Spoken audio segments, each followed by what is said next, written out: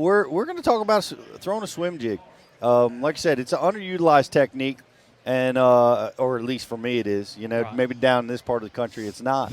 But let's talk a little bit about the seasonal patterns. When do you go for this technique? I mean, is it this time of year, or is it got to be a little warmer? When you doing that? I really try and make it a year. I mean, normally, even anywhere in the country I go, I'm going to have it tied on. I'm going to try and get a couple bites on it, try and make it work. But I've caught fish in water temperature from, I think the coldest I've ever caught them is in like 42 to 44, all the way up to 85, 90 degrees, which it'll get down like that down here in the summertime.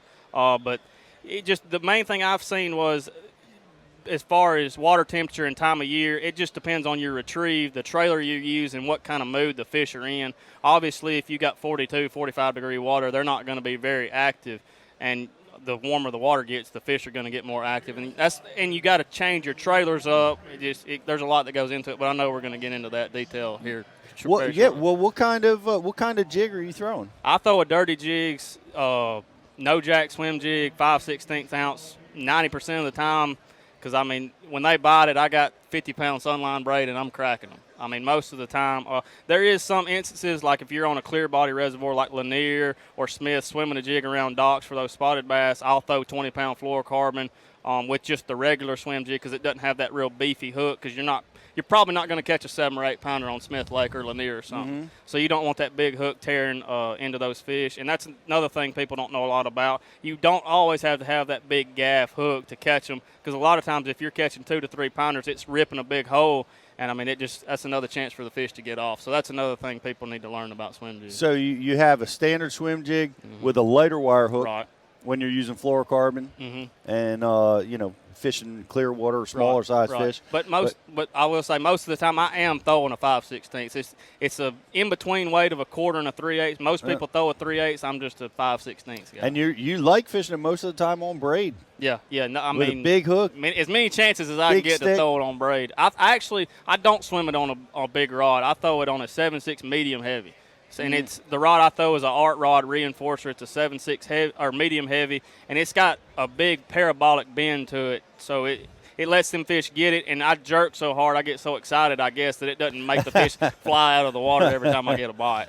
I saw some of that. Yeah, there's some of them small ones. If they get it and I'm not paying attention, I'll jerk a little hard, and they'll be flying fish for a minute. Well, I saw you and Riz fishing some emergent vegetation. I don't even know what kind it is. What are you throwing? What's your preferred habitat to be throwing a swim jig? I like bank grass. I don't know the correct term for it. Water willow, gator grass.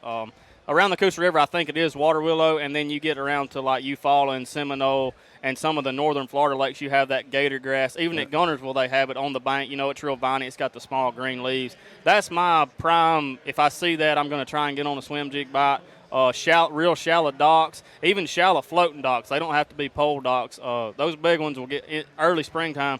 You can swim some really big fish up on some clear body reservoirs like a Smith Lake deal on the shallowest dock you can find, because when them floats will heat up and those fish will get right up against them and be high in the water column. And if you go by there flipping or throwing a crankbait something, you may not even be in the right water column, and you happen to swim a jig by up there on the top of right beside that dock, and you might be surprised. It's Mike Iaconelli. This is Bass U TV. Here's what's awesome about Bass U TV. You get the top instructors. You will learn things at Bass U that you will learn nowhere else. We take the mystery and the myths out of bass fishing. Real tools that help you catch more fish consistently. At Bass U TV, shoes are optional. And I like turtles. And that's why you want to check out Bass U TV. Join the Bass U family. Welcome to Bass U TV.